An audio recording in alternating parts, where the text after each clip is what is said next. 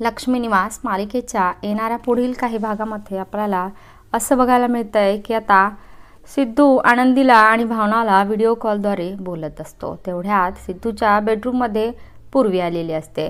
पूर्वीला पाहून सिद्धूच्या तळपायाची आग मस्तकाला गेलेली असते। सिद्धू म्हणतो की मी थोड्या वेळाने कॉल करतो, मला एक अर्जंट काम आठवलेलं आहे।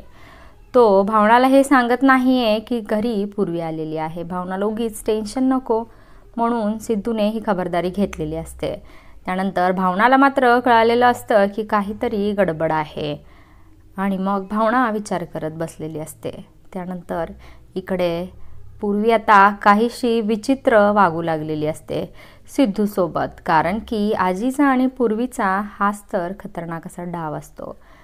पुढे ती मुद्दाम पाय घसरून पडण्याचं नाटक करते आणि सिद्धू मग तिचा तोल सावरतो आहे। त्यानंतर ती अचानक बेडरूममध्ये येते आणि सिद्धूला ती दूध घेऊन आलेली असते, ज्या दुधामध्ये तिने गुंगीचं औषध मिसळलेलं असतं।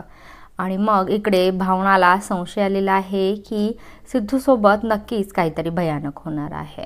त्याच्यामुळं भावना आता आपले 3 दिवसाचं माहेरपण संपवून अचानक सिद्धूच्या घरी येते आहे आणि मग ती जेव्हा बेडरूममध्ये पोहोचते तेव्हा तिथे तिला पूर्वी दिसलेली आहे आणि मग पूर्वीच्या हातामधला दुधाचा ग्लास पाहून तो ग्लास आता भावना अजाणतेपणाने सांडून देते आणि ह्यामुळे पूर्वीला खूप वाईट वाटत असतं की तिचा प्लॅन सक्सेस झालेला नाही आहे आणि भावनाला यामध्ये आनंद वाटत असतो की या पूर्वीचा डाव आपण उधळून टाकलेला आहे आणि आपल्या सिद्धूला आपण वाचवलेलं आहे।